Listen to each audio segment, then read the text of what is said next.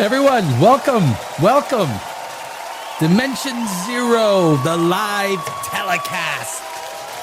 Monday through Thursdays, 4 p.m. Pacific, 7 p.m. Eastern. So much stuff to catch up on, guys. The tech world is ablaze. Things are going crazy in the tech world. Have you heard about the quantum computer stuff? Guys, you got basically, so news in the quantum computer world. What is it? Quantumware. They have a 10,000 qubit processor. A 10,000 qubit processor. Up until now, the maximum that IBM and Google have been using has been 100. And that's kind of been stuck there for a few years. Now the 10,000 qubit processor, which is I believe it's 100 times more powerful than any other computer on the market, and they expect 2028 to be the year of the quantum computer. We will be buying quantum computers. Don't buy it. Don't buy an Intel. Don't buy an AMD. This is, and the scary thing is 2026, 2027 is when they're talking super intelligence for AI. And so you're going to have super intelligence AI, and then you're going to have a processing jump that is going to create something that I'm going to cover this tomorrow because this is just breaking in the afternoon. That I got. It is literally insane. 10,000 qubit processor. You can Google that and see what that means. 10,000 qubit processor. 100 times, I believe 100 times. Like I said, Google, IBM, they've been working with, I think IBM's got a little bit more qubits, but about 100 qubits. Guys, when we're buying, this is literally... I'm not a guy that believes in we have the being able to create warp drives or more news. The Parker Solar Probe. There's some pictures that just came out today. The Parker Solar Probe. Do you know what its maximum speed is? You know what its fastest velocity is? You won't believe this. 430,000 miles per hour. 430,000 miles per hour. Humanity is now that is only 0.064% the speed of light. I mean, we're getting there, but guys, so take a look. I gotta share this. So it got new pictures of this massive solar flare that came out, and it it created a GIF out of it. It's absolutely. How fast, diameter, park speed, There it is. Let's share that baby. I gotta do this. Oh, no. We're not ready for Brian Cox. Brian, we're not ready for you. Oh, he's still in the green room, Brian. Brian's still in the green room. Okay, how do I set this up so that it's most impactful? This is a GIF. I mean, anyone who was a science nerd knows. Yeah, that's not going to work. Anyone who was a science nerd knows how amazing. I don't know how there we go. This is the Solar Parker Probe. Now, just the very fact that we can build a probe that comes to within, I don't know how many thousands of miles with it to the sun. What the average person does not understand is the shit that we are doing. The science that we are doing. Science is a superpower beyond anything. I mean, it is a 10,000 qubit processor. But that is the Parker Solar Probe. It basically it's a GIF, put together a series of images. And I mean, if this doesn't impress you, if your wife sees this and she's not impressed, or your husband sees this and he's not impressed, leave him. Just leave. Say, I'm out of here. You know, take my bag. Take your bag. Said, I'm out. You're dumb. You're dumb. You don't want to be. You don't want to be hooked up with dumb. Oh man, I've had some dumb in my life. That's not even nice. I hope my exes don't see this. Holy jeez, I'll be in trouble. Yeah, you guys know what I'm talking about, right? I mean, boys and girls, right? We all get like nothing wrong with dumb, except when it's in your life and you're stuck with it. It's like, holy damn. I just never got married, man. I'm down. I just never got married. But hey, maybe. So this is. I love this. There's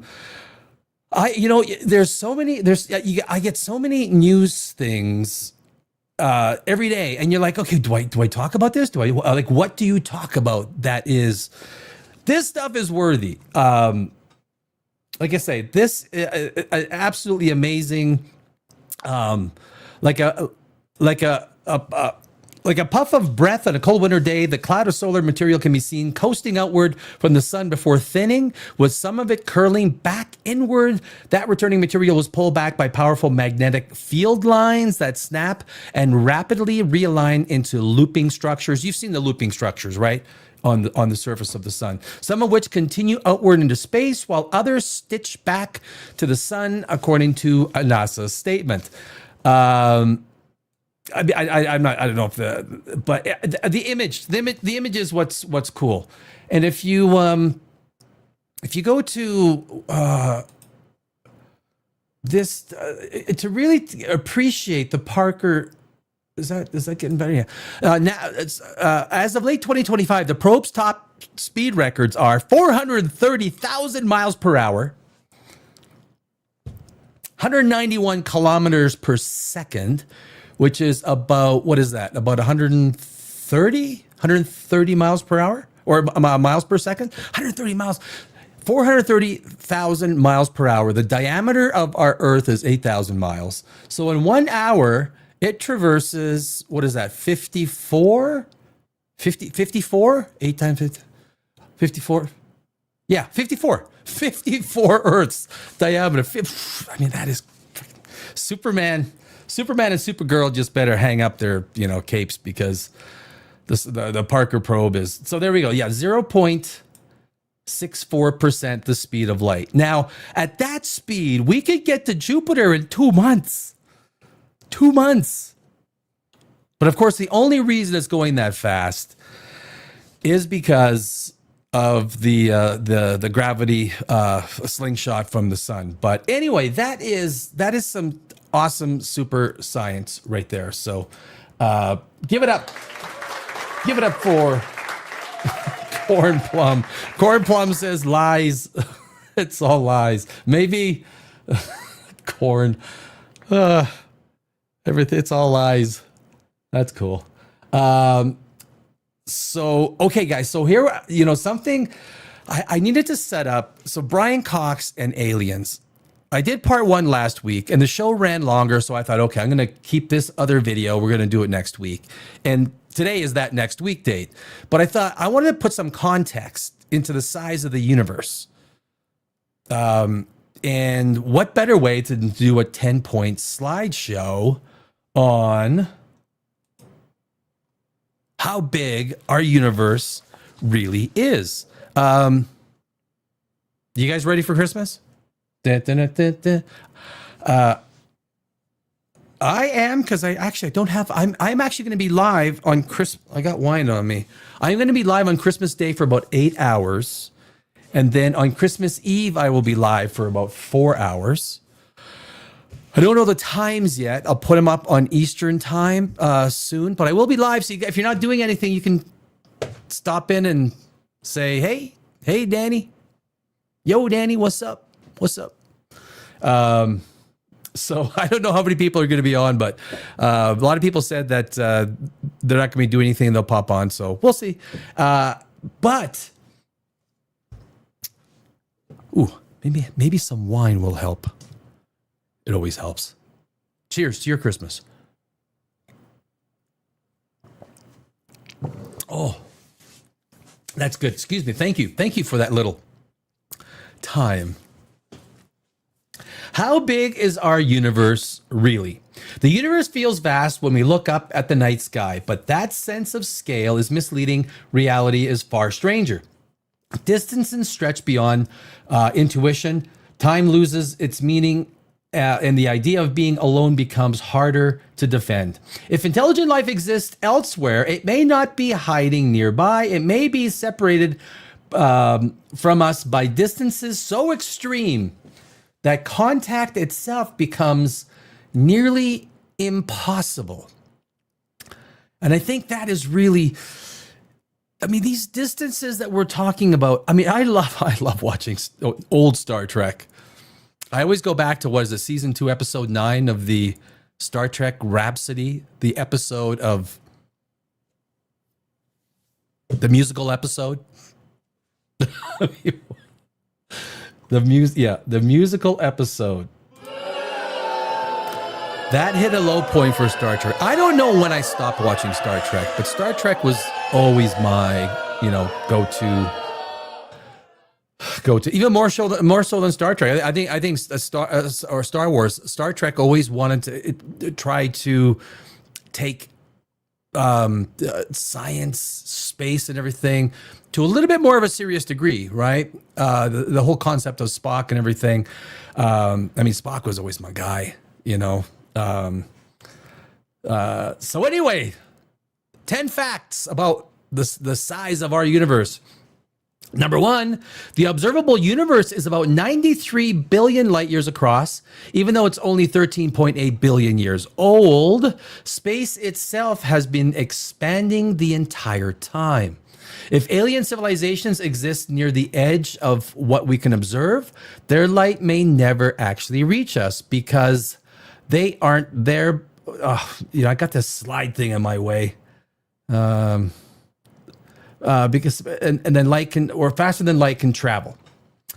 But that is, the universe is expanding faster than the speed of light. So literally,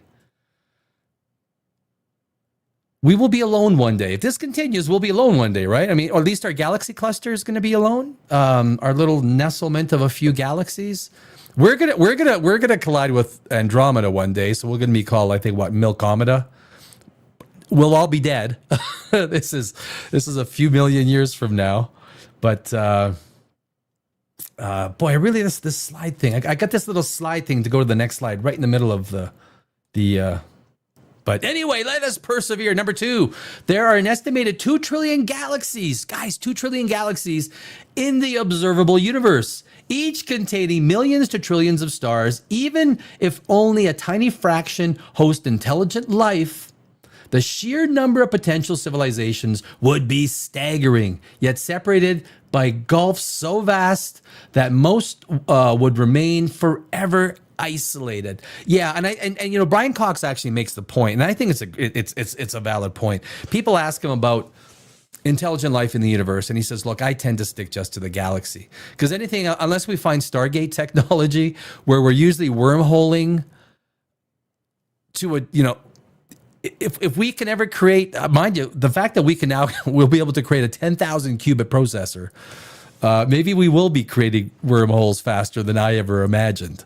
Remember, I'm the big, I don't want to say pessimist, I'm the realist. I don't think we'll ever get to warp technology. I don't think that we'll get to a place where, I'm just trying to finish a video on cryosleep. The impediments to us developing cryosleep. I'm going to release the video tomorrow. I tried so hard to try to get it out today. But the visuals are very hard to find. There's not many visuals on cryosleep. You can use some visuals from some of the movies, but there are so many impediments that are restricting us. And then even if we use cryosleep, basically you're going to have people without a family who literally will go to sleep for thousands or hundreds of years. But then what about atrophy? Your muscles atrophy. There are so many issues. Maybe AI and a 10,000 qubit quantum computer will help us solve these issues. 10,000 qubit computer. Quantum computing is going to change things so radically, so radically. Let us go to number 3. Our Milky Way alone is about 100,000 light years wide, 100,000 to 120,000. I don't think they can get an exact number because of the way the arms spiral and everything. I think it's kind of like a moving number. Meaning a radio signal from one side would take 100,000 years to reach the other. An alien civilization on the far side of our own galaxy could rise, peak, and go extinct. Galaxies before we ever knew it existed. And it actually, I mean, it is the, I postulated one night, and I think I brought it up in Thursday's show. If a universe exists where its law of light is instantaneous. So you know how like in the multiverse you can have all of these different universes that may have different laws of physics, different laws of nature. And perhaps their law is that their maximum speed is instantaneous, that those particles without mass move instantaneously. Now, if you did not have mass and you're going at the speed of light, you would perceive distance instantaneously. You would go from A to B instantaneously as you perceive it. But anything with mass has different rules in our universe, which is, it's not very nice, but it's the way our universe is constructed. Number 4, the nearest galaxy of comparable size, Andromeda. It's a beautiful galaxy, like it really is 2.5 million light years away. Any conversation with intelligent life there would require messages exchanged over spans longer than human civilization has existed, turning communication into a form of archaeology.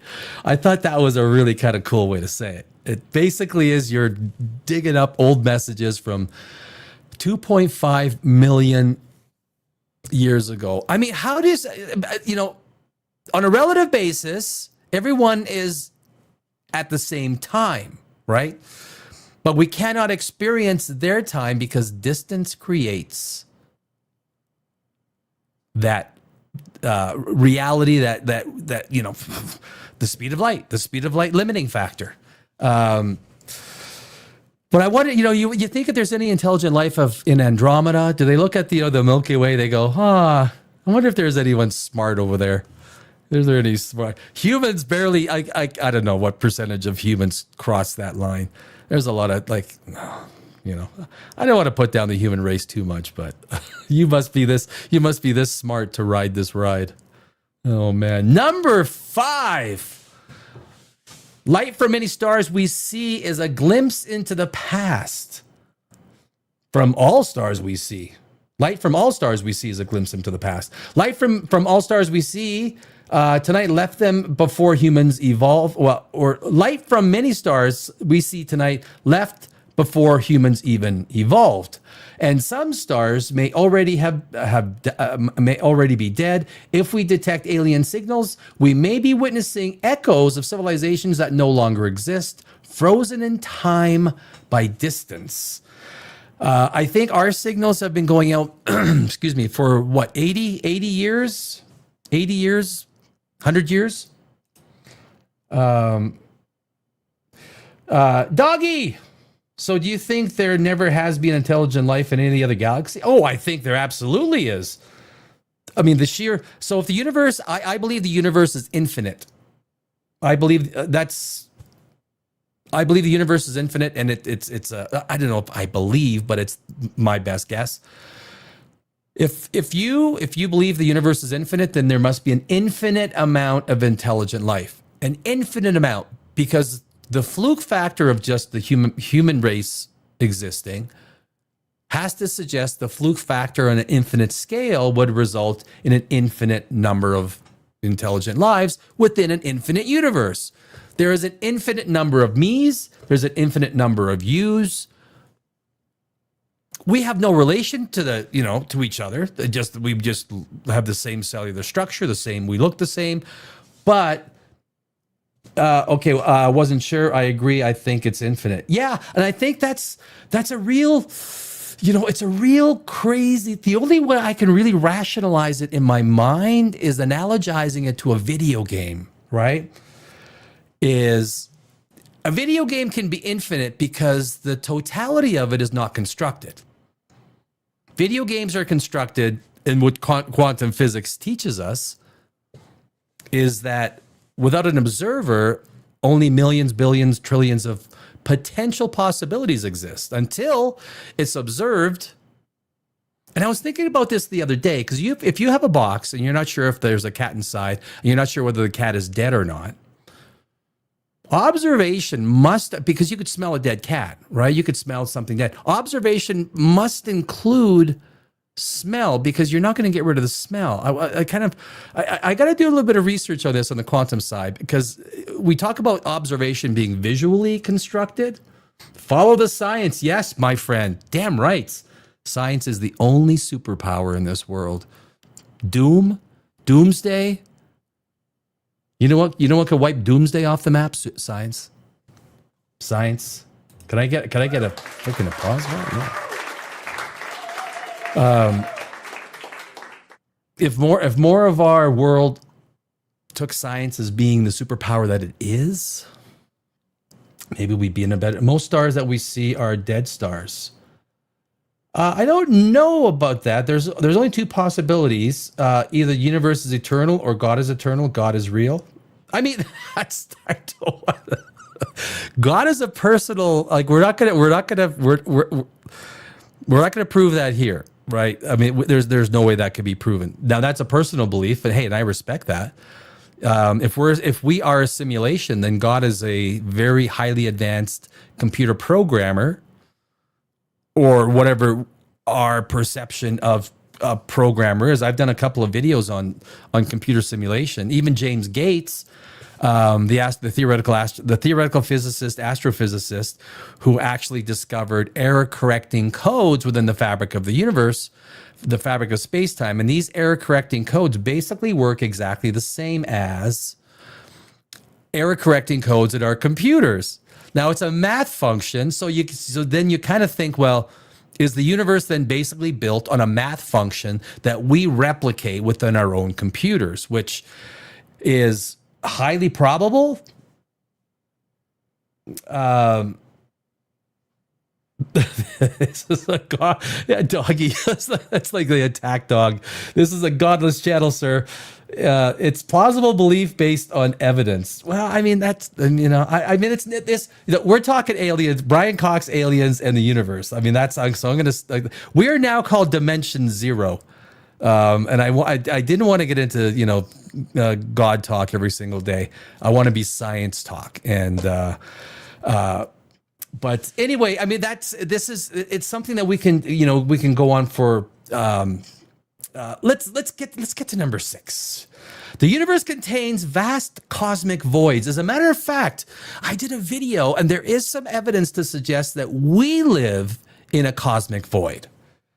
There is evidence, and that the actual expanding universe that we see is actually magnified to a degree that is actually not real, because we are in a void ourselves. There is evidence for it. There is actual evidence for it. So regions of space with almost no galaxies at all, spanning hundreds of millions of light years. If alien civilizations exist in these voids, they would be among the most isolated entities imaginable. Islands of intelligence in near total darkness. I mean, yeah, these voids are really amazing things, how you have these massive patches of the universe, and it's just so sparsely inhabited by these galaxies. There's no answer yet. I think. Did you guys see? They think they actually got the first picture of dark energy or dark matter. Dark matter. They think they got the first picture of it. They're not sure, but there's some very interesting stuff.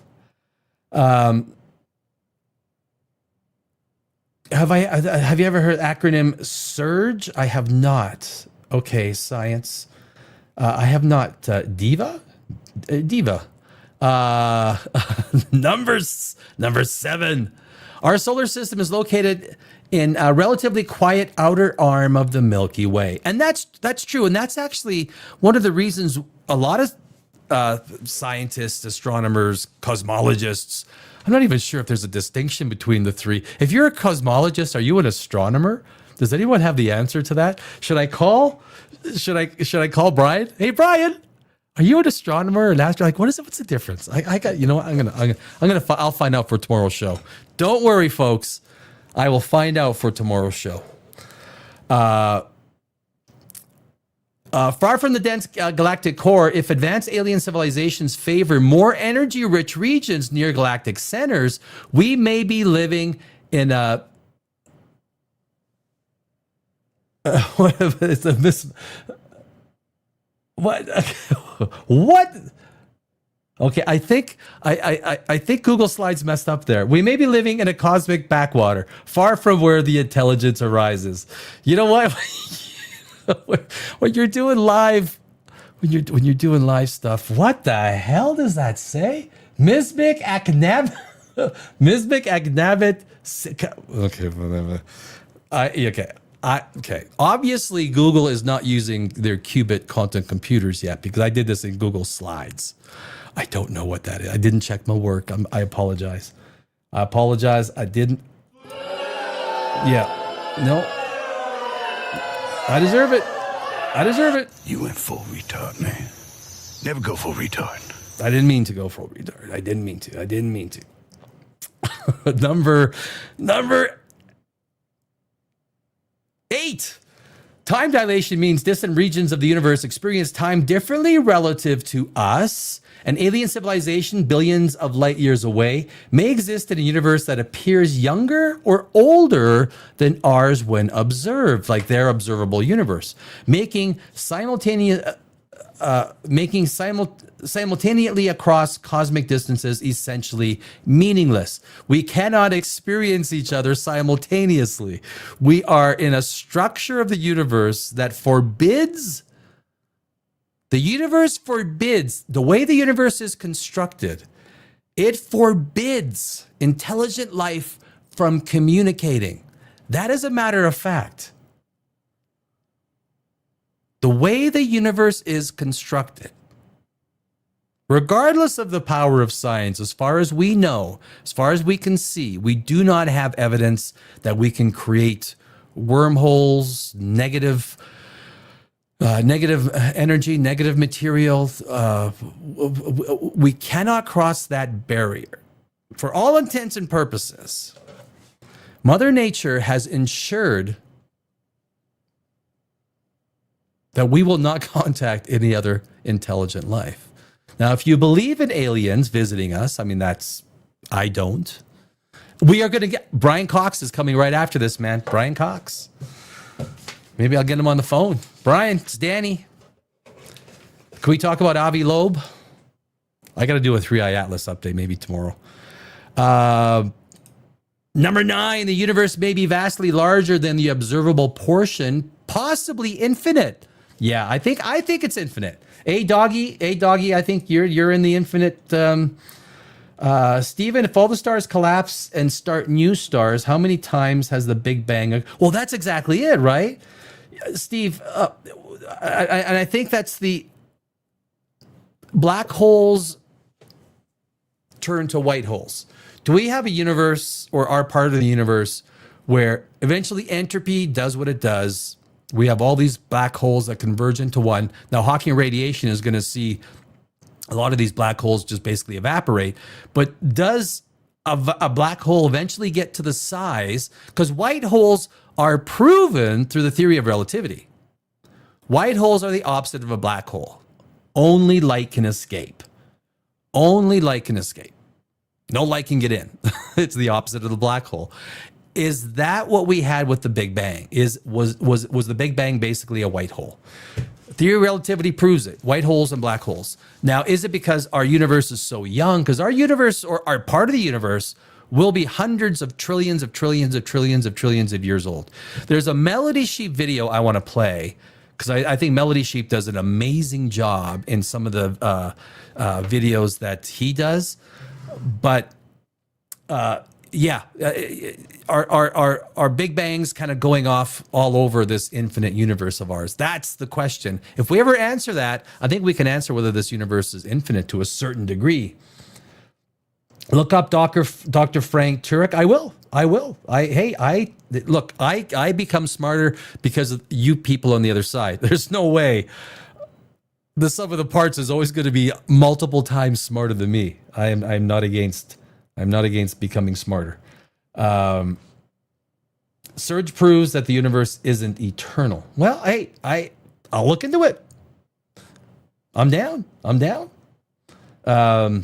I can't argue the point because I don't know anything about it, but I am going to go to number 10. I got over there. Number 10, even traveling at the speed of light, crossing the universe would be impossible. Yes, because space expands faster than light at extreme distances. If aliens exist elsewhere, physics itself may prevent contact, not because of hostility or secrecy, but because the universe is simply too big. And that's how this universe is constructed. I mean, when we take a look at like New Horizons, how many years did it take New Horizons to get to Pluto? 14 years? How long did it take New Horizons to reach Pluto? Oh, actually 9.5 years. It did the gravity assist off of Jupiter, right? Yeah, Jupiter flyby, February 28, 2007, adding significant speed to its journey. Pluto encounter. Do you guys remember July 14th, 2015? I do. That was an amazing day. When New Horizon, we finally got pictures of Pluto, and basically everyone just pooped their pants, right? I mean, everyone basically just, yeah. Hey, baby. Yeah, baby.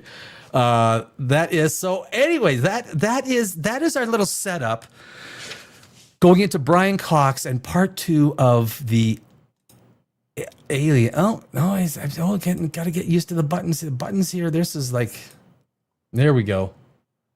And I gotta do that. Who's commenting? Steven, meaning spherical. Oh, like flat Earth theory. We always thought there was an edge. Perhaps it's cyclical, meaning spherical. Flat Earth theory.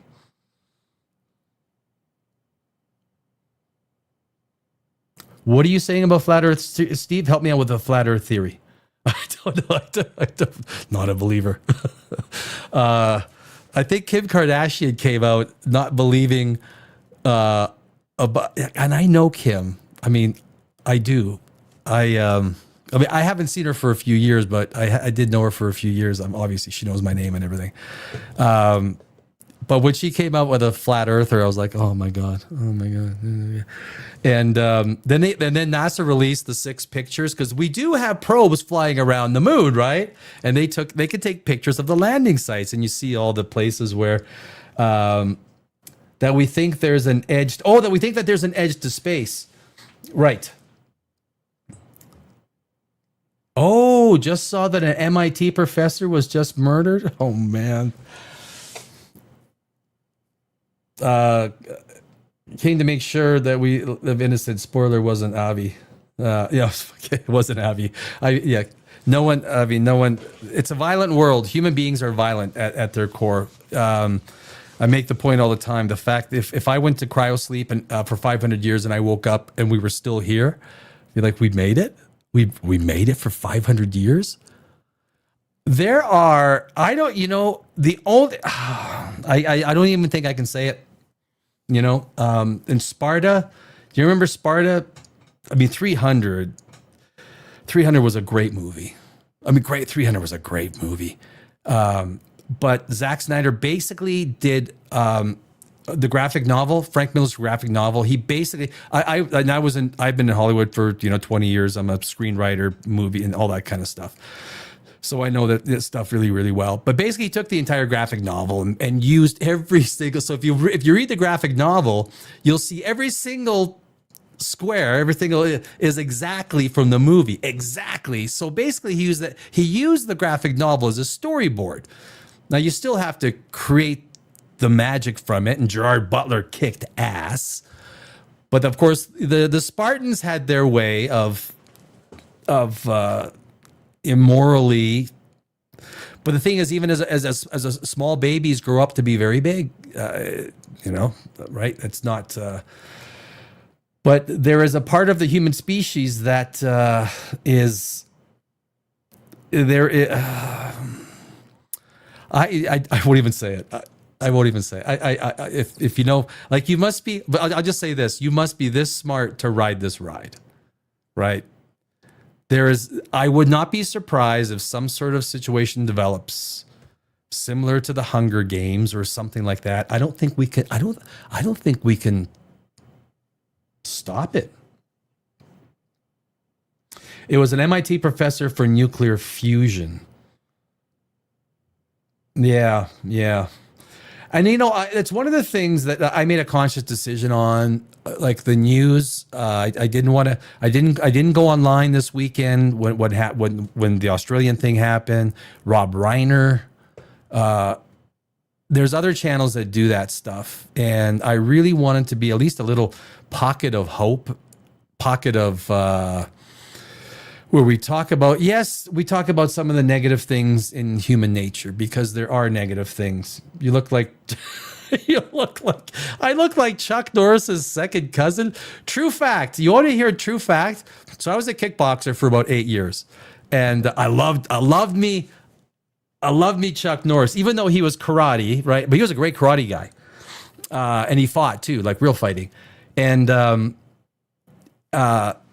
I used to wear cowboy boots all the time because Chuck Norris used to always fight in cowboy boots. So I thought, I'll freaking fight in cowboy boots. And we're kind of basically the same size. He's not a big guy, right? He's like 5'9", and basically same size as Joe Rogan and whatnot. But I'll take that as I'll take that as a compliment with the Chuck Norris. I assume in Massachusetts, always go full Chuck. You know what? Chuck Norris can lead a horse to water and make it drink. Damn rights he can. That's yeah. There's the Chuck Norris. Chuck Norris and Superman had a bet. The loser had to wear tights. So I guess Superman's wearing tights. Ah, jeez. Violence is a part of human nature, and I think the only thing, the more intelligent you are, I guess, I think there tends to be less violence. But I don't want to say that that's just dumb people out there. There's I don't know, but yes, we should always go full Chuck. Let us go full Brian Cox, shall we? I want to go full ass Brian Cox. Brian Cox can lead a horse to water and make him drink as well. It's proven. Big Brian Cox fan. Big Brian Cox fan. UFO. Okay, we're gonna he's always smiling. He's got one of those happy faces, right? We gotta go there. I gotta just change a couple of things. There we go. So this is it's an interview that he did with a couple of guys that are called High Performance. They're a couple of British guys, and it's basically sorry, I'm still getting over a cold and excuse me, and it basically it's an extension of what he sort of, maybe a more modern take of his feelings on aliens. So let's get into it. If a big UFO came now, we walk outside and over Westminster, there's a spaceship hovering. I wouldn't be in the least bit surprised. Yeah, I mean, I'm not an alien guy, but he says that quite a bit. That look, if I walked out and there's a big spaceship hovering, because it's not because you believe in aliens. Okay, he believes in aliens. I believe in aliens. It's just not that they're visiting. But the fact that they did wouldn't surprise you, because you kind of have this inclination as to what is maybe possible.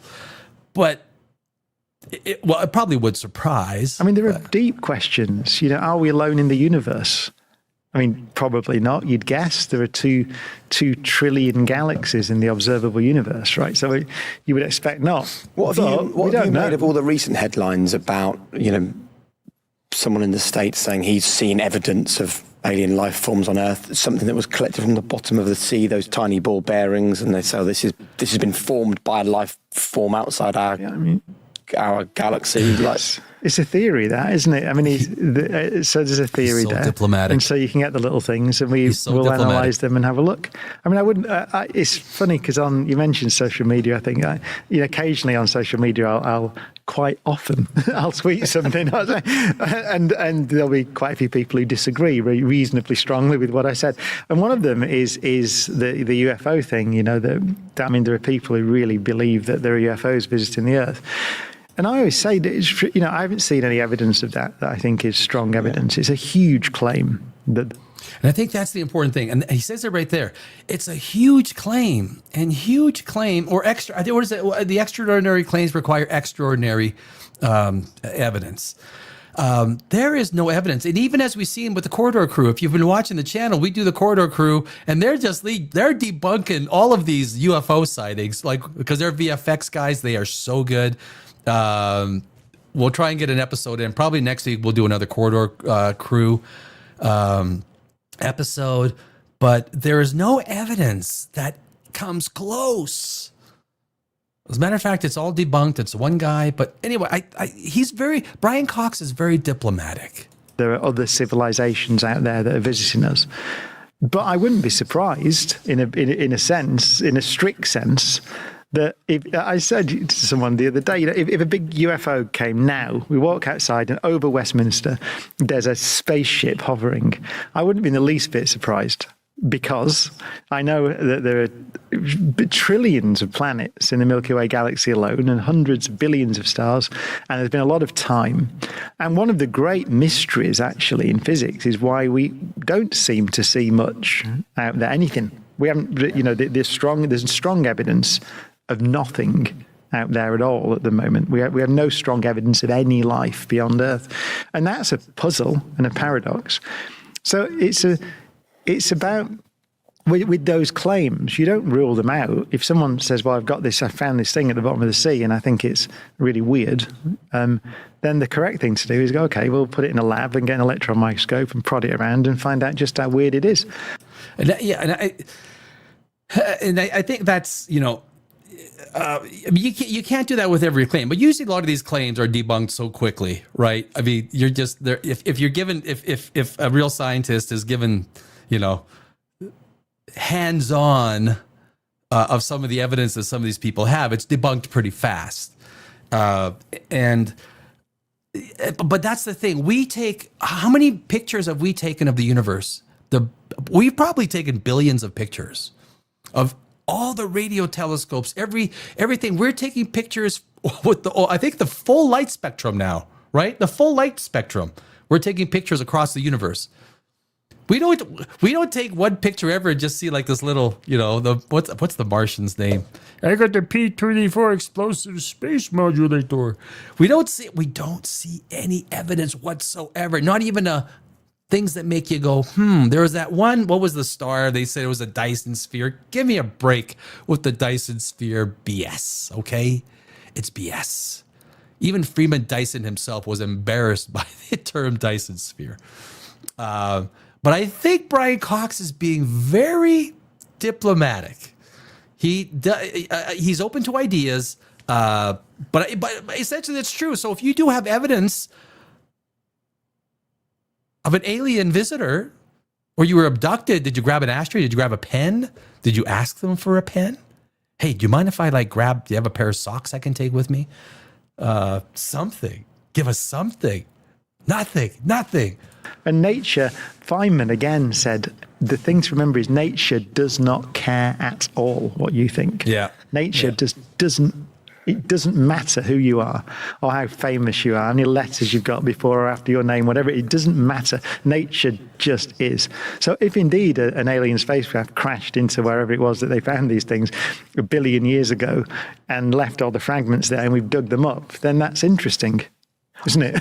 but that's it. Oh, very. That's, but if it didn't, then that's also interesting, because then we get a profound puzzle about why there don't seem to be many civilizations around.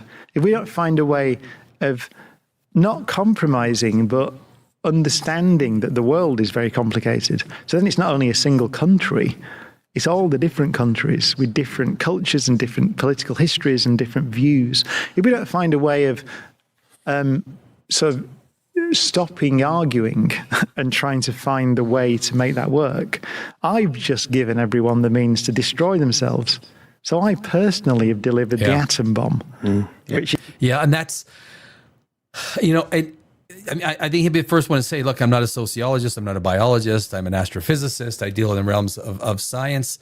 And that's, and that's what science does. Science is the superpower that allowed humanity to harness powers beyond our temperament to control it. Because, and if someone is religious, don't take this in a way that's religious fervor. Ideologues that live in that basically are controlled by an ideology beyond that of what is just rudimentary being a good human being, is where this technology is most dangerous, right?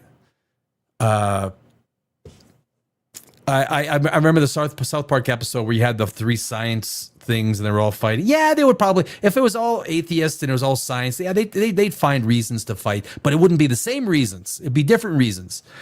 Extremism, which are usually beliefs that are tendered in the idea that you require blind faith to accept them because they're not tethered in fact, or they didn't require a high bar to achieve that belief. That belief is very malleable. Therefore, the person who accepted those beliefs will take the command from the top, I'll say the Pope, they'll take it from the Pope and all the way down as being the law. And the Pope can change the law overnight, right? I think he accepted gay marriage, right? Was that a phone call with God? Hey, are you okay with the gay marriage stuff? Yeah, okay. I don't know. Hey, everyone gets to take it the way they want, right? I take it from a pure science perspective.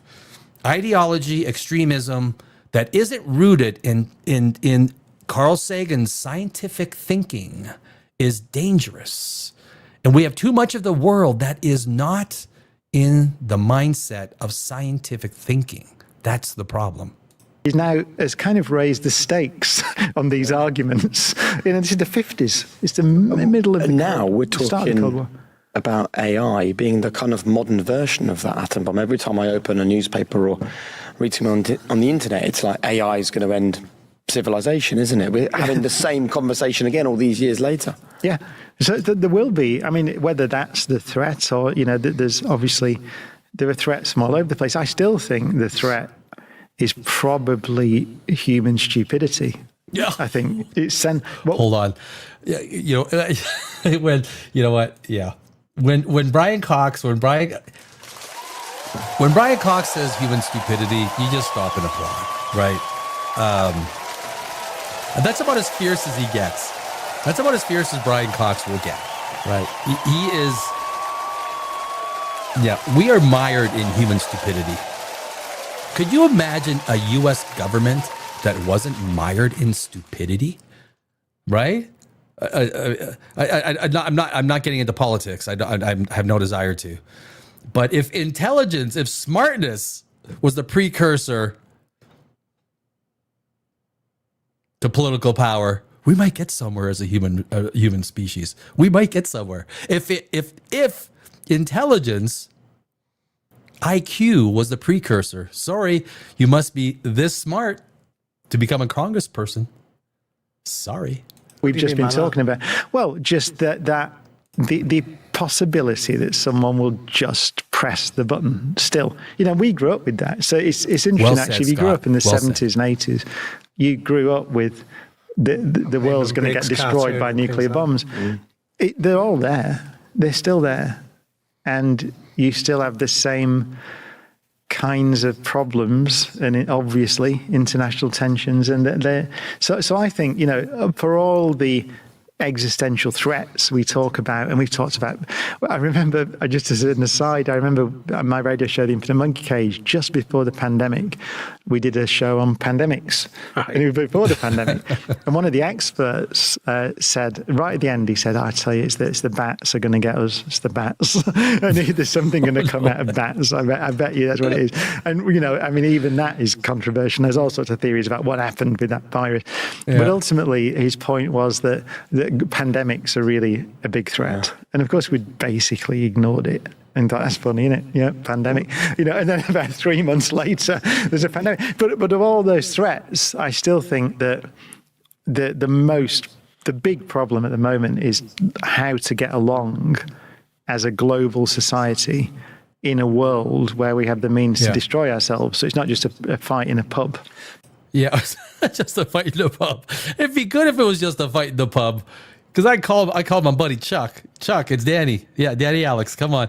I think COVID is a really good, I also worked on Wall Street for a lot of years. I was a market maker on NYSE and NASDAQ, as well as an economic analyst. Children, cover your ears. Nothing fucked up this world, this economy, civilization, society more than COVID. I was living in Los Angeles, and when they shut everything down, I was sure that people were going to come out and protest. Not a peep. Not a peep. Nobody came out. I was ready. I was ready to go. I said, give me a reason. I'll be like, and political power is probably the one thing that corrupts, malaligns, human intention for the purpose of policies that aren't directly representative or beneficial to the most of the population.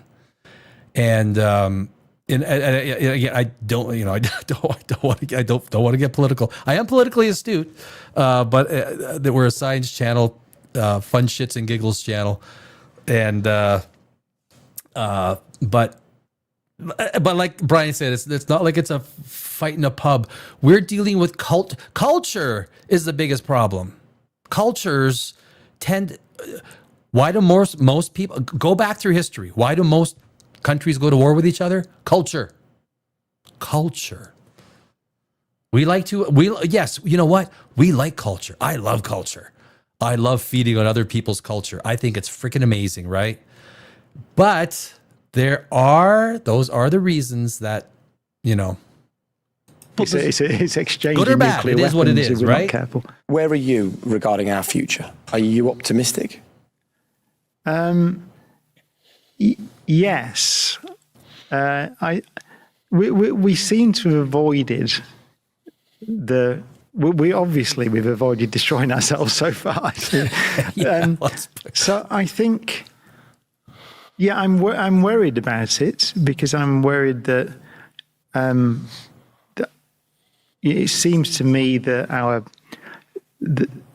political debate has become extremely polarized in a way that really matters. When Brian Cox is saying that, because he is not, he is, you don't hear him say that kind of stuff very often. But when Brian Cox is saying that kind of stuff, particularly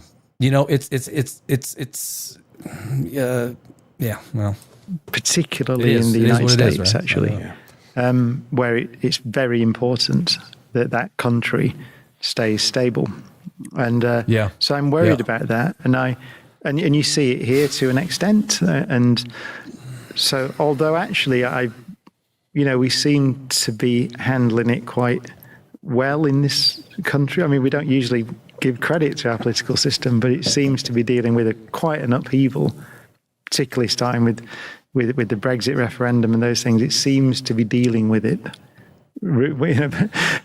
So yeah, But even did you everything that's going on in Britain? You know, I mean, there is in Europe. I was born in Europe. I was born in Brno, Czechoslovakia. Came to the shores as a refugee on Vancouver when I was 9 months old. Escaped the during the Prague Spring. Escaped the Soviet Union invasion. And but what is happening is with the power that science is provided, the power that's science. I'll say it again. Science is the only superpower. And it is a freaking mega superpower. And ideologues around the world, political groups that have a agenda that is specific to their own and not for the benefit of humanity, can use this power. And I think this is basically, I mean, if Brian and I were sitting down talking, he'd be the nice guy. I'd be a little bit more of a whippersnapper. But when you hear Brian Cox, you know, at least start getting, because very rarely would he ever get into this subject matter. Very rarely. So I'm worried. And one of the reasons I'm worried, actually, I was asked to give a talk at the COP Climate Summit in Glasgow, just by video, 1 minute. And it was a little project. And they said, if you could say anything to the world leaders there, what would you say? And I said, just very simply, that given what I know, and given to a lot of people I've spoken to, it's possible that we're the only civilization in the Milky Way galaxy at the moment. Right? It's worth considering that might be the case. Yeah. And there are reasons we can go into about why that may be the case, but it's possible. So if it's true, imagine it's true, I think that if we're talking about the meaning of it all, as we talked about earlier, what does it mean to be a human in this universe? Well, meaning. What does it mean to be conscious? Have you ever asked yourself that? We take it for granted. What is it? What is the meaning of experience at the human level? What does it mean to be conscious? It's a philosophical question that is rooted in some seriously deep debate. Is a property of intelligence, I think. So clearly the universe means something to us. So meaning exists here. But if there's no other intelligence out there in our galaxy and we destroy ourselves, then we might eliminate meaning in a galaxy of 400 billion stars forever. That's what we might do. So consider that, world leaders. You have potentially a galactic size responsibility to maintain meaning in a galaxy. And so that's why it bothers me, because I think that's true. So I think what we do here will have ramifications in that sense, way beyond the shores of our own planet. Because you look at, to me, a lifeless world, a lifeless galaxy, is a meaningless galaxy. I mean, isn't it so true? You basically have we prove that the Milky Way galaxy is meaningful because our very essence of being intelligent, being able to manipulate the world, not just the world, but now we're getting to we're manipulating our solar system. We're seeing our solar system. A galaxy without intelligence is a galaxy that is void of experience at a level that it's also why it makes you think that the nature of the universe must be that, yes, the universe wants life to be rare, but it wants it to experience quantum physics through the double slit experiment almost proves in a way that life has to exist to experience and observe probability, so that probability collapses into one reality. It's almost a philosophical argument, right? And it's mired in, I know that there's a discussion going on between, science is the only place where the scientific method of discovery, facts, the only thing that religion will give us going forward are more scrolls from more caves, written by people from 2,000 years ago. I'll just say that because I know there's a discussion going on in the chat. Science, there is no equivalence to blind faith in that of science. I would love to see if I could be, I would make you have to be the president. You have to have some sort of discipline in science. I don't know. Where humanity is going doesn't feel like it's in a good place, especially in the last couple of weeks. Totally right. Something really powerful. I don't know. There's something really powerful on that. Like we were lucky enough to interview Tim Peake, who spoke about the overview effect of that a lot of astronauts talk about, being able to see the world from outside the atmosphere. Gives you a sense of both how small we are, but also how magnificent life here is. On the planet. You see, with as I said, I've been lucky to meet a lot of astronauts, Apollo astronauts as well, who tended to be test pilots. So they tended to be in those guys from the 60s and 70s, and they tended to be guys at the time. The Apollo astronauts were really focused on flying those things as aircraft. But yet, you're right, all of them, every single one that I've been lucky enough to meet said the same thing. Which is the moment you're off the Earth and look at it against the blackness of space, you start to get a feeling that there's something really important here, way beyond everything else. So I think that's powerful. That's why I did say once that I thought it was when, I don't know which prime minister, I think it was Boris Johnson. I said I think he should be sent into space. And I actually meant, I meant he should bring him back as well. But I think I would, as a taxpayer, I would pay. I would gladly, a bit of my taxes went to, as soon as you became prime minister, you went up on one of those, even the little suborbital hop. Go up and have a look. I think every single world leader should have to go up in the Blue Origin penis rocket.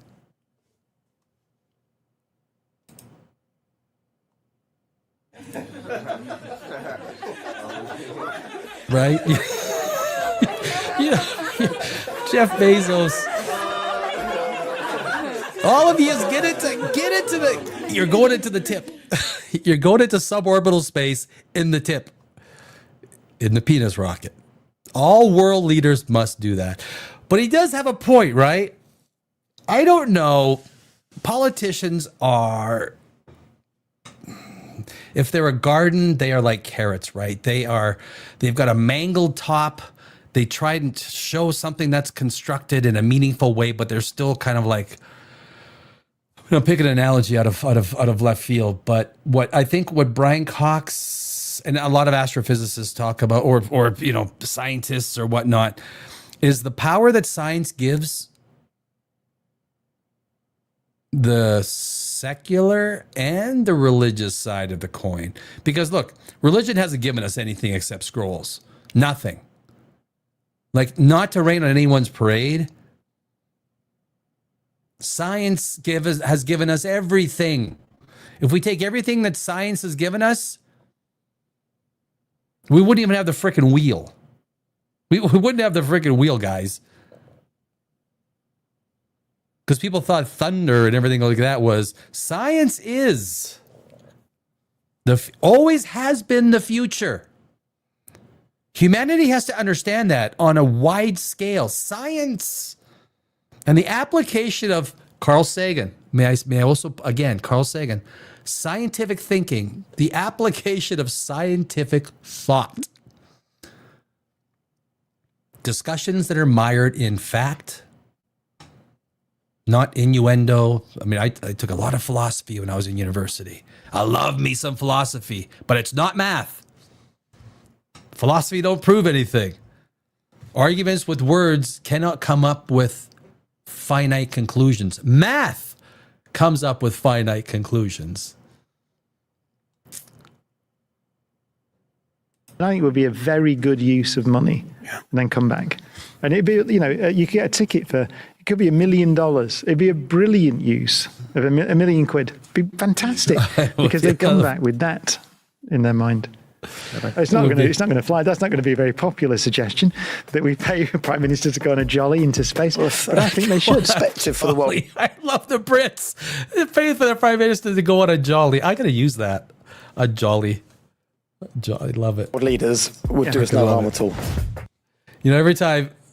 There we go. Every time I see the video coming close to an end, I always get disappointed because I just thoroughly enjoy myself during these conversations when you get these people that are. I mean, I'm a big Brian Cox fan because his temperament and his ability to diplomatically discuss things in a scientific way, but still offer a kind of get out of jail free card for the other side of the argument, unless it's proven fact, right? Unless it's proven scientific fact. If it's proven scientific fact, what are we talking about? We're not going to argue 1 + 1 = 2. No one's going to argue that because it's obvious. The only things that become arguable are those things that on a surface level can't be proven. And those are things that we don't even need to discuss. I should, let me fix this here so that I don't have my thing right in my middle of my face. Excuse me, just still getting over this cold. I agree 100% with Brian Cox. I do not believe aliens are visiting us. I watched Age of Disclosure. Everything is circumstantial. You know, they talk about, you know, about a Tic Tac spaceship coming to a military base, and there was one military guy that went to go see him. One guy. One guy at a military base that went to go talk to the aliens. There wasn't like I figured that you go to a military base, you would just kind of have like a, you know, you have like a couple of generals and, you know, few troops, a tank rolls out. I've seen Mars Attacks. If you've seen Mars Attacks, you know you don't fuck with the fucking aliens, right? It would be it would be like believing in heaven. Who doesn't want to believe in heaven, right? Who doesn't want to believe in heaven? I want to believe in heaven. How could that be a bad thing, right? It's like if you don't want to believe in hell because hell sounds like a bad place, although it sounds like they have some good barbecues. There's a vibrant. I don't know where to start this. Noon says you can have faith in something provable. You can have faith in it, but something that is provable, you have if it's provable, then you have a belief in it, right? My belief system is based on those things that are provable, not on those things that are I believe in 1 + 1 = 2 because I can, 0 times 1 is 0. Anything, I think these things are provable. No, you don't understand. Something is provable, not faith in it. Scott Matthews, you're arguing semantics, not definitions or understandings. I think I'm probably a lot more, no point in talking about it. Okay, I will say this. You don't understand the word faith. Well, faith is the, I mean, okay, well, I guess if we're I don't want, if you want to go with like the true definition of faith, complete trust or confidence in someone or something, strong belief in the doctrines of a religion based on spiritual conviction rather than proof. And I think that is what most people will sort of, science does not abide by faith. Theory in science might abide by some faith, right? Theory is to some degree, faith-based, because we can't prove it, but a theory is premised upon ideas, speculative ideas that have some resonance in truth. Therefore, they are somewhat mired in faith, somewhat. But science will not accept faith. Science will never accept faith.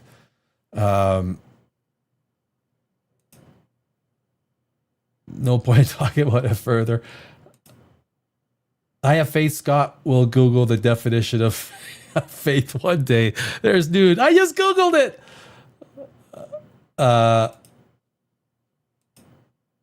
I forgot you can block. Nice. Materialism cannot be proven. That's a fact. Materialism. Well, materialism can easily be proven. I mean, that's usually most women are materialisms, right? Nothing against the female species, but they like freaking shopping. Somehow they'll have $500 in their account and they'll figure out a way how to spend 700. I don't know how they do it. I don't know. 3 little bits. I like the idea that on the quantum level, science and religion are coming closer together in exciting ways. Now, that is true. I will not, in a way, to suggest that the theology and science, I almost said Scientology, oh, right, is coming together. There are aspects to theoretical science, theoretical physics that are rooted in some of the theology that we talk about, but the idea of a personal God is ridiculous. In a galaxy or in a universe of 2 trillion galaxies, the idea of a personal God is silly, right? It's silly. Science allows for the unknown, what is at its best. So does science. Or religion, religion. I mean, right? So I mean, I think the science and religion argument is science. The two are very different disciplines. I mean, one is that does not apply. Religion does not apply the same standard that religion does, and look, it's blind faith. If you believe in it, I offer you every affordability. Keep your religion, take it, own it. It really has not much to do. Look, scientists that do the work of science, none of them insert religion into what they do, right? So it is very, very. I go back to Neil deGrasse Tyson. You guys see that Neil deGrasse Tyson thing is from about 15 years ago, and he's on stage. And I think it's 96. He goes, look, 96% of scientists do not believe in God or a God.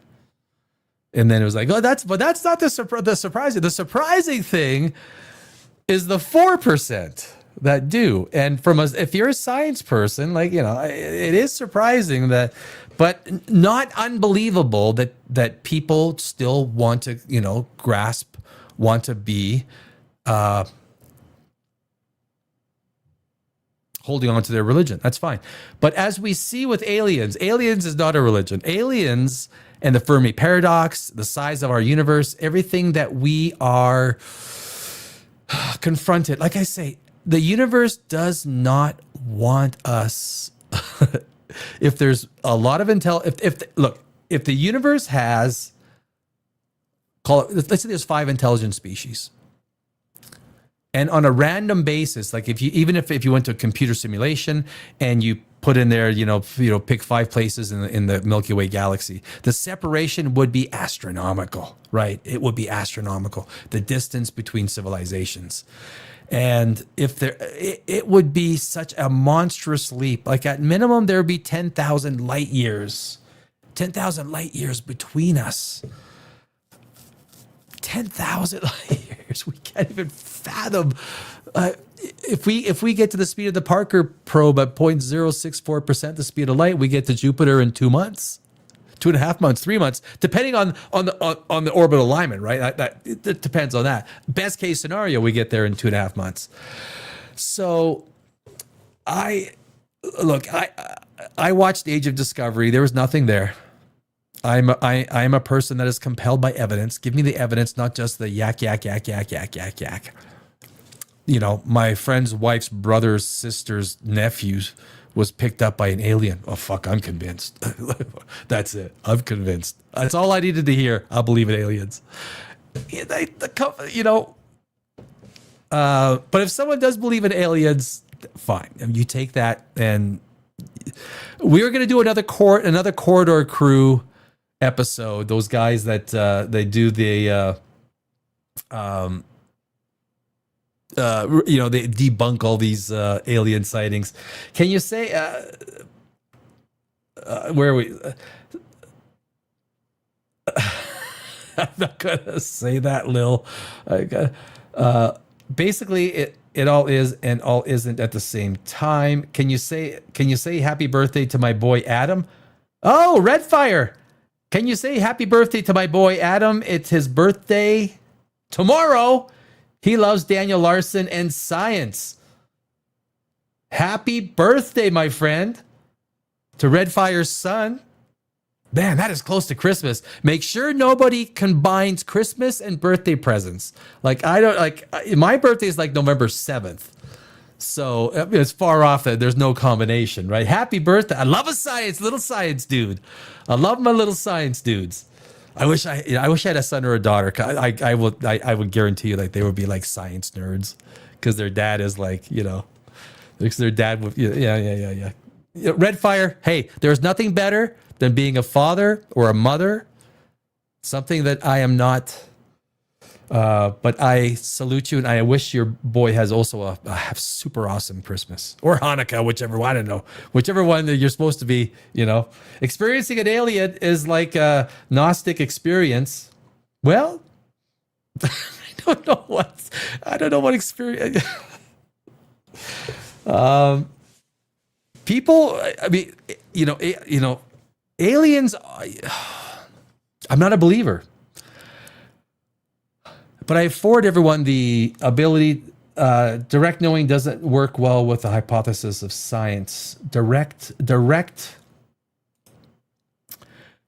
knowing doesn't work well with the hypothesis of science. Help me out, Lil. What do you?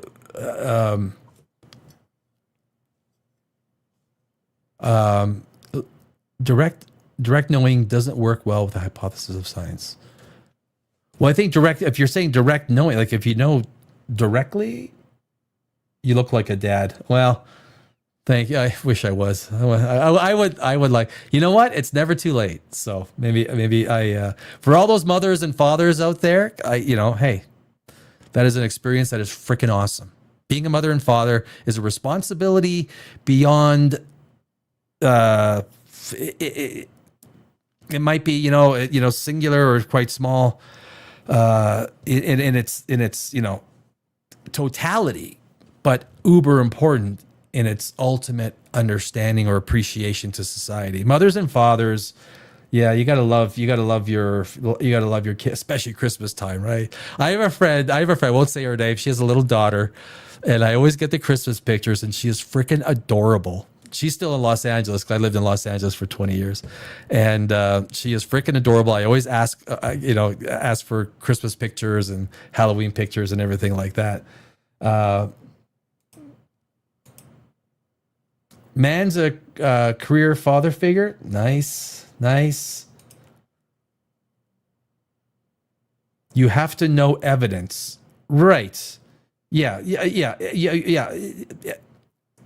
Once you know the evidence and it's proved, then you're at a totally different point, right? You're beyond faith. Faith is if you're making belief just based on faith, I can't do that. I can't do that. I cannot make faith just based my belief system requires, and I will never get into a situation of disproving something. Look, if I say there's three pink I use this example maybe too often.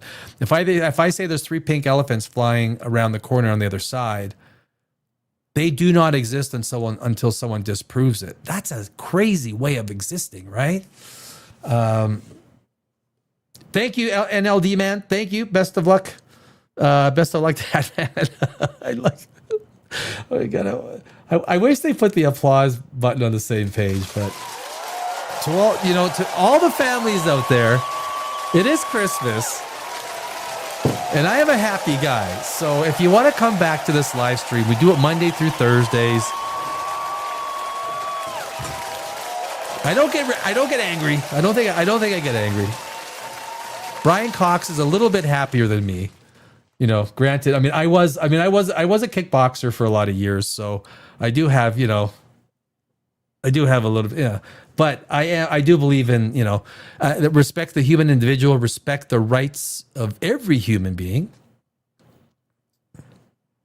What about spiritual experiences? Well, spiritual experiences are subjective. They're not objective. They're subjective. So, you can tell me about your spiritual experiences all day long. I mean, okay, that's cool. That's cool. I knew friends that were used to take a lot of drugs, and they would tell me about their spiritual experiences. Well, there's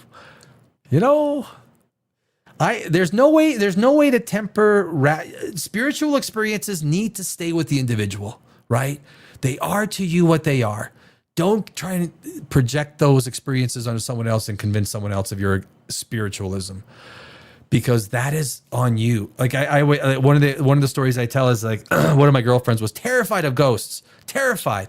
She would not go downstairs to the freezer to get where we had it in the back, because a ghost was going to attack her. She was scared of the ghost. So I went downstairs to get, so I asked her, like, why are you not scared for me? Like, why are you not scared that the ghost is going to attack me? Is like it's specifically got like this thing on you. And she said, well, you don't believe in ghosts, so it won't attack you. I said, wait a sec. You're telling me that ghosts have training? So you die, you become a spirit, you go to ghost school. Look, you pick your colleague at ghost school. You go, like, I want to go haunt people. Okay, well, that's that line over there. And go stand over there. And then look, and you're told you cannot attack people. Like, why? What are we talking about? What are you talking about? But it is perfectly natural to be scared of the dark. We as human beings have been conditioned to be scared of the dark. This is part of evolution. The dark kills us. Things in the dark kill us. That's why we're always scared of little bugs. If you see those little, on YouTube, you see a dog that's dressed up as like a spider, and there's a dog sleeping and it walks up. Dogs are scared of spiders. They innately know those things that can hurt them, given centuries, millennia of evolution. To families, yes, that's true. Anecdotal. 6'7", says Scarface. Scott says, I'm scared of black holes. Yes. Well, there are 3 black holes that are close to us, right? The Gaia black holes. There are 3 black holes. I did a video on it. The 3 black holes that are about 1,000 light years away. That's not that far. These are black holes.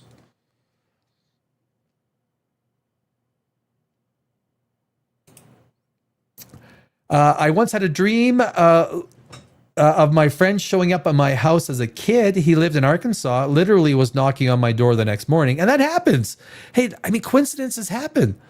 That's people also win the lottery. I mean, I picked these 7 numbers and I freaking won the lottery the next day. Coincidences happen. Proven by lotto winners, right? I mean, this stuff. And I'm not going to discredit your belief in whatever it was. It's yours. I'm not here to minimize it, but for me, it's like, okay, well, that can happen. The number of times that you woke up or you've dreamt about a friend yelling and screaming, and the next day they didn't come at your door, right? I mean, and they said supposedly a primordial black hole passes through our solar system once a decade. That I don't know, Scott. A primordial black hole is a black hole that has existed since the beginning of our universe, right?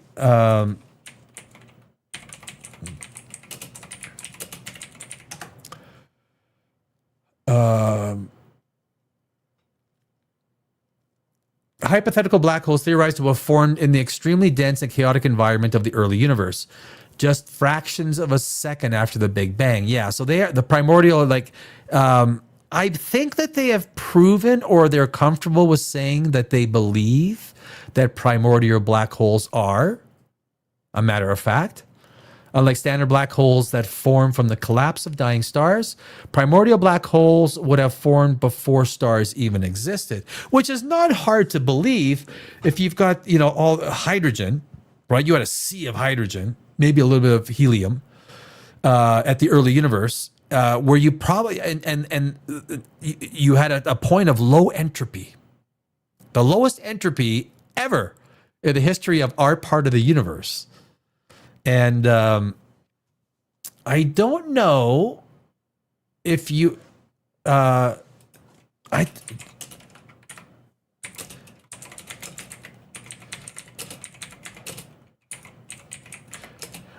don't think they would come through our solar system, just because when you have something with that kind of gravity, it would absolutely destroy the orbital harmony of our solar system. Right? It would not take much, especially a black hole, a primordial black hole.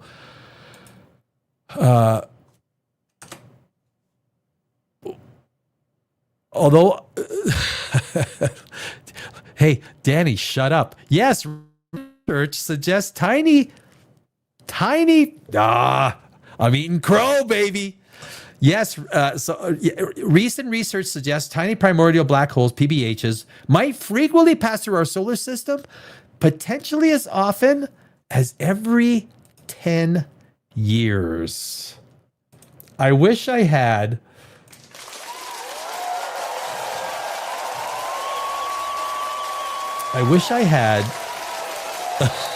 if we were like in school or something like that, I'd have a little smiley face. I just learned something. This is why the sum of the parts of all of you people out there are 1,000 times more intelligent than I. And that's why I am very hesitant to just outright say, not true. But Scott, yeah. It is a matter of fact. Excuse me, cold again. Oh. An asteroid mass PBH could rip through the inner solar system roughly every decade, according to studies from late 2024. They're theorized to be tiny, like an atom. Wow. Black hole's the size of an atom. If our sun turned into a black hole, it's not big enough. It would go from, what is the size of it? A 700,000 mile diameter to 2 miles. It would be smaller than the size of Manhattan. Crazy. Scientists aren't looking for collisions, but for minute orbital shifts, like a small wobble in Mars's path, using precise tracking technology. Dark matter connection, primordial black holes are a leading candidate for dark matter. Interesting. That's actually a really interesting idea, right? So finding them would solve a major cosmic mystery.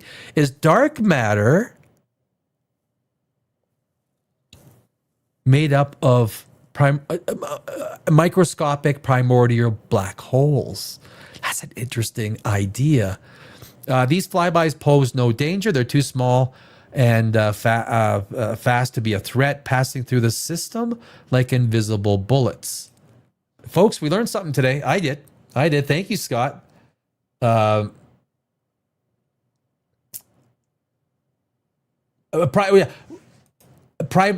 Scott, microscopic primordial black holes.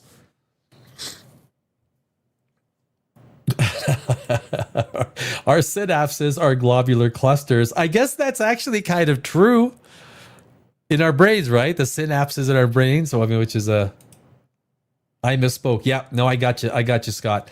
Black holes are just super compressed matter. You just need lots of matter in a small space, or shoved together really hard. Well, yeah, you need mass. You need the mass that creates.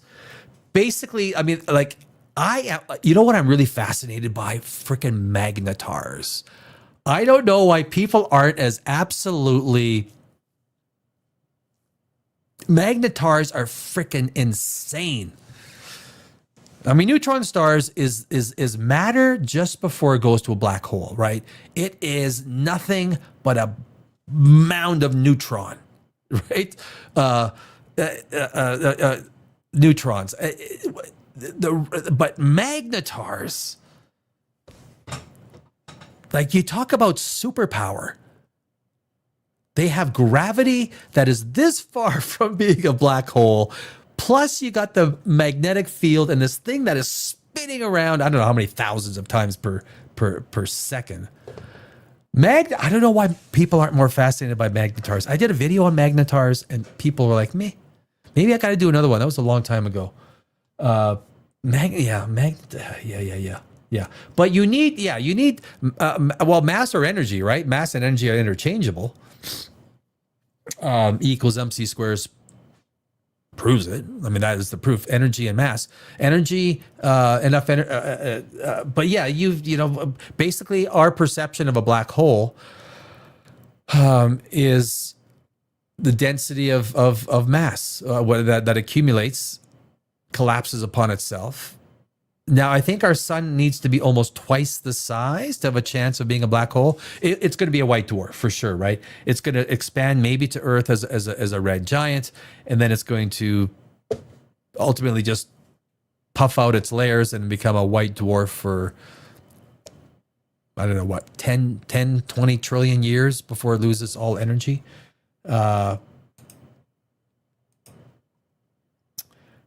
Scale 1 to 10, how's... Cloudy, that is freaking unacceptable. Black holes are so... Oh, yeah, okay. This is Cloudy 4. Oh, someone's being naughty in chat. Not too bad. What about the scientists that showed different words music affected crystal structures of frozen water? I've heard of that stuff. I would have to just go in there and take a closer look at it. I'm not a crystal guy. Not a crystal guy. Look, matter, the whole idea of vibration. I was looking at an argument between matter, quantum fields, and the idea that matter doesn't exist. It's actually just a vibration of space. Yada yada. It becomes quite theoretical. But I haven't heard about that specifically, though. I haven't heard about that specifically. Nothing to say. Nothing to say now, Chris Broad. No, Chris Broad is. That's cute to say it all. Where's the evidence for it besides some random putting it in the article? What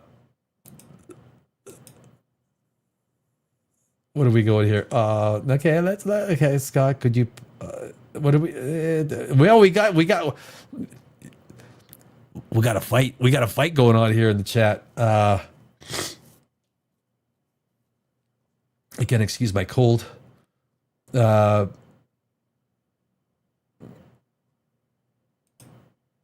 You're right. No one has ever made a false and unfounded claim in a video. I put that up because have you heard of Avi Loeb? Have you ever heard of a man named Avi Loeb?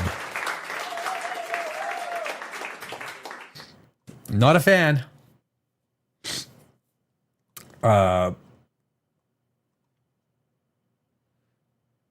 Where did don't be a child. I admit you are wrong, and there is no evidence of any black hole ever entering the solar system of every size. Well, I think I just went through that there actually is, or that there's a yes, recent research suggests tiny. Yeah, so I don't know if it's proven or if it's theoretical, but it sounds like that they have done the research and that there's plenty of evidence to suggest that there is. I'm going to look into that deeper, but for most part, it does look like microscopic black holes the size of atoms are primordial microscopic black holes. Frequent our solar system. That's pretty amazing. All right, no more name calling, people. We all must be friends here. We all must be friends. No more, we all have different ideas, different opinions. And that's cool. That's cool. What is, what is consciousness? That goes a long way past far. That's a question that everyone wants an answer to. Everybody wants that answer. There are as many black holes entering the solar system as there are aliens kidnapping rednecks. Whoa, Chris! This is a family network. Look, I love fierce debate. Fierce debate is the essence of the human species. It is probably one of the only reasons that we've gotten to where we are, because we have engaged in fierce debate. Talk to the government and tell them to back off and allow fierce debate to happen. It is just what happens with words. Words come out and they happen. It's not communication, and the discussion of science topics, religion, philosophy, history is not a perfect exercise between human beings. We are not perfect entities that can say exactly what we mean exactly when we want to say it. We very often think of those things 10 minutes later, right? Oh, I wish I would have said that. The very fact that we can discuss things is the very idea that separates us beyond any other species on the planet. So, but I think we got to leave it there, my friends, because I got a video. I wanted to release it today on the cryo sleep stuff. So don't be sorry, Scott. A good heated debate. I thoroughly enjoy. Everybody, Lil, Chris, everybody, Noom, Brian Cox. Thank you, Brian Cox, for doing what you do. And tomorrow we are back Monday through Thursdays, 7 o'clock Eastern time, 4 o'clock Pacific, 5 Mountain, 6 Central, just to be thorough. And we will see you tomorrow night. I don't know what we're doing, but I think on Thursday I got to do this quantum computers, 10,000 qubits, guys. Crazy. I thank you, and I will see you mañana, my friends.